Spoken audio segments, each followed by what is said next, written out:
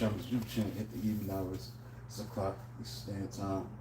He's on with the top 50 underrated classic rappers, underrated rappers, top 50 underrated rappers in hip hop history. This is the book that I read from for most this week, at times this week, and most close to the end, but we was on with number 18, number 18 on the list of the top 50 underrated rappers in hip hop history. Number 18, Masta Ace from the Juice Crew was on this, and he's known for the classic Posse cut.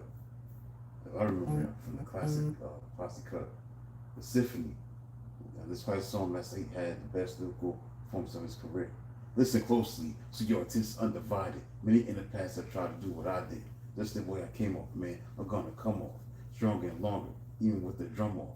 I keep going and going just like a river, going and flowing just like a river. I got a whole lot to give, so I'm gonna give a little at a time. New trails are blazing, actions in effect as always stays, and yeah, it's like a shot from a cannon. I am the man in charge, and I've been planning. I jam strong enough that can lift your soul of the originator, and my rhymes are made of gold.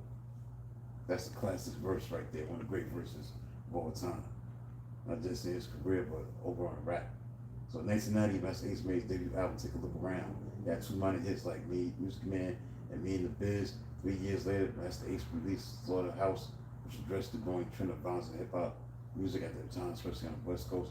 Hits off the album was Jeep, Blank Blank, Going to Roll, and the title track. In 1995, it was Sitting on Chrome, which featured the crossover hit On the Roll, Saturday Night Live, Sal Wars, and Ain't You the Master. Overall, Masta Ace was a highly skilled, influential rapper. Even Eminem cited Masta Ace as an influence due to his amazing storytelling skills. So let's add on to why Masta Ace is underrated. When you look at Masta Ace, he's one of hip hop's greatest, most respected lyricists. Yet he frequently flies under the radar of mainstream recognition. The underground status is always due to this. His refusal to chase commercial trends, his focus on dense and conceptual storytelling over radio hits, his independence from the major label marketing machines, concept heavy albums over commercial hits, rather than releasing singles aimed at dominating the radio. They used to celebrate from meticulously crafted, concept-driven albums like Disposable Arts, A Long Hot Summer. These require active listening rather than passive background play, which naturally narrows his audience. Anti-trend philosophy. Throughout his career, he has famously rapped against commercialized superficial rap tropes, such as gangster rap he parodied on his 1993 Slaughterhouse by actively choosing not to pander to major label demands or current fads. He lost out on massive commercial promotion. Independent path. Following the early days of his career with the legendary Juice Crew, Ace literally transitioned to a fiercely independent artist. With the massive marketing budget or major record label, his music organically reached purists rather than the mainstream masses. A quiet consistency.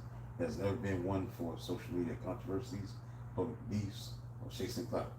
His longevity is built strictly on quiet consistency, putting out quality projects, touring heavily, which keeps him in high regard with peers, but away from the general public spotlight. His enduring legacy is that, despite being overlooked by casual listeners, hip-hop connoisseurs, legends, and critics universally revere his talent. His longevity and consistency are often fueled by his exact underdog status. Hear him make a constant drive to outdo himself and defy industry odds. Artists like Eminem have cited him as a bastard